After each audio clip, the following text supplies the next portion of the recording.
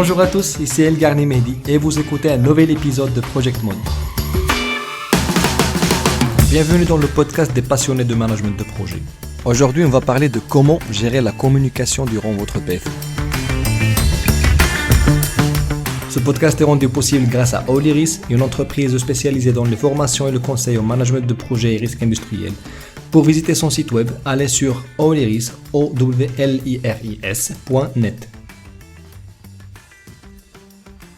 Nous avons vu ensemble dans le dernier épisode que le choix des techniques de communication dépend de la partie prenante avec laquelle vous désirez ou vous êtes dans l'obligation de communiquer.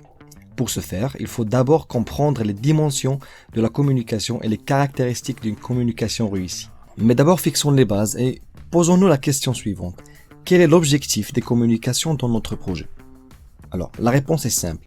C'est le fait d'assurer la satisfaction des parties prenantes en information, grâce au développement de supports et la conduite d'activités pour garantir un échange d'informations qui est efficace. Maintenant que notre objectif est clair, décortiquons cette activité appelée communication. La communication a certaines dimensions principales. Elle est soit interne ou externe, formelle ou informelle, officielle ou bien officieuse. La communication dite interne, elle est concentrée sur les parties prenantes internes de l'organisation. Nous sommes en train de communiquer dans l'organisation. Par contre, celle dite externe, elle est concentrée sur les parties prenantes extérieures, comme les clients, les fournisseurs ou bien les autres projets. Dans votre cas alors, si vous êtes en train de communiquer avec votre encadrant académique, alors c'est une communication, bien sûr, interne. Et si vous êtes en train d'envoyer un mail à un fournisseur de l'organisation où vous passez votre PFE, c'est une communication externe. Parlons maintenant de la dimension formelle-informelle. Alors, les rapports, les ordres du jour et les comptes rendus de réunion ainsi que les briefings des parties prenantes et les présentations, ce sont des communications formelles. Alors que la dimension informelle contient les activités de communication d'ordre général par le biais des courriels, des réseaux sociaux, des sites internet et des discussions ponctuelles. Si vous envoyez alors le rapport d'avancement de votre projet à votre encadrant par WhatsApp par exemple, là c'est de l'informel. Alors que si vous présentez le même rapport avec un support de présentation dans une réunion planifiée à l'avance, vous êtes en train de communiquer formellement avec votre encadrant. Parlons de la dernière dimension qui est officielle ou bien officieuse. Alors, les rapports annuels de l'entreprise et les rapports délivrés par exemple aux organismes de réglementation, c'est de la communication officielle. Par contre, les communications axées sur la création des relations entre l'équipe de projet et ses parties prenantes, c'est une communication officieuse. Un autre exemple, vous allez peut-être devoir envoyer un bon de commande qui va communiquer officiellement le désir de vous procurer un bien ou un service pour votre projet auprès d'une autre organisation. Par contre, durant vos négociations, la communication utilisée pourrait devenir officieuse pour arriver à un accord commun. Passons maintenant aux caractéristiques d'une bonne communication. Le référentiel PMBOK a cité les 5 C de la communication qui stipulent que votre communication soit correcte, ça veut dire sans erreur de grammaire ou d'orthographe, concise, ça veut dire soignée et qui réduit les possibilités d'un quelconque malentendu, claire, donc vos expressions sont orientées vers votre objectif et celui du récepteur, cohérente, ça veut dire vos idées s'articulent en une suite logique et cohérente, et contrôlée, c'est-à-dire vous devez contrôler le débit de vos paroles et de vos idées.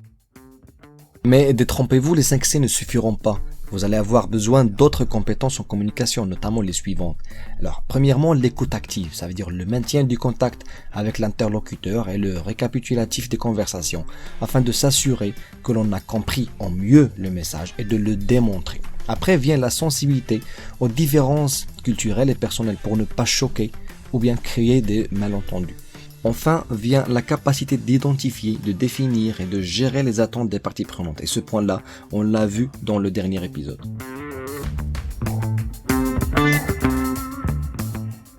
Avant de vous parler des facteurs à prendre en considération pour choisir la technologie de communication adéquate, j'attire votre attention sur le fait que, certes, nous communiquons des messages avec des parties prenantes via un canal de communication et en se basant sur un des modèles de communication. Cela, vous l'avez certes vu à l'école, mais attention à l'environnement et les règles établies auxquelles vous allez devoir vous conformer dans un premier temps. Faites attention à la culture et le climat social de l'organisation. aux canaux et outils et systèmes de communication établis, aux tendances et pratiques ou habitudes de l'organisation. Et enfin, la répartition géographique de l'équipe. Mais n'oubliez pas aussi que la taille de cette dernière est aussi importante. Pour une équipe de N personnes, il y a N multiplié par N-1 divisé par 2 canaux possibles de communication. Ça veut dire pour une équipe de 6 personnes, le nombre est de 15 canaux possibles de communication. Cela rend la maîtrise un peu difficile. Mais je vous invite à faire ce calcul dès que vous intégrez l'équipe au sein de laquelle vous allez travailler pour évaluer la complexité qui vous attend.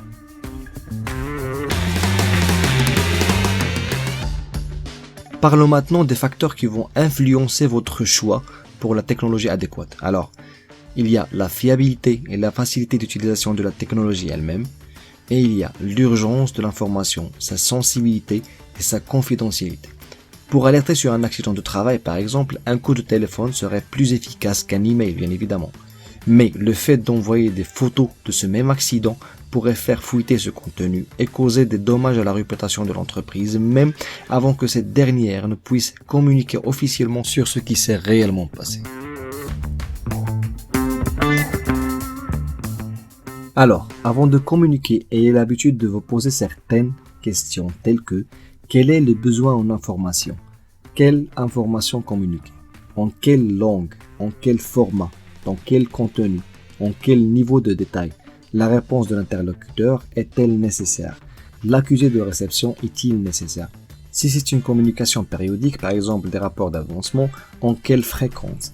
Ai-je besoin d'une autorisation de divulgation, par exemple de la part de mon encadrant académique ou industriel?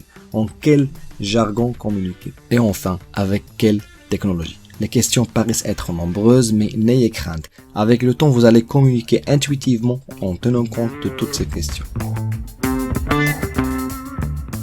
Avant de terminer cet épisode, je vais vous demander aussi de faire attention à la communication interculturelle, qui va vous obliger à communiquer avec des parties prenantes d'un autre pays ou bien d'une autre culture, pour lesquelles nos usages de communication et ce qui est normal pour nous est peut-être offensant ou mal vu pour eux. Aussi, pensez à vous former quant à la gestion des présentations et des réunions. Ils seront le moment de parler devant des gens d'autres services qui auront une première impression sur vous. Alors ne ratez pas cette occasion pour briller. Et pour maîtriser votre communication, posez la question à votre encadrant ou bien votre équipe. Comment trouve-t-il votre flux d'informations et vos manières de communiquer? Cela vous donnerait une idée sur votre niveau de maîtrise de ce nerf de guerre de la réussite des projets. Cet épisode arrive à sa fin, j'espère que vous l'avez trouvé intéressant. Dans le prochain, on va entrer dans le vif de la gestion du projet. Nous allons voir comment gérer le périmètre de votre PFE. Mais avant de vous souhaiter bon week-end, j'aimerais dédier cet épisode à Madame Toumi Leila, qui m'avait appris ma toute première leçon de communication le premier jour de mon PFE. Il m'avait dit texto: ici, nous serrons la main aux gens et nous le regardons dans les yeux avec un sourire sincère. Je lui dis alors merci énormément pour ce conseil.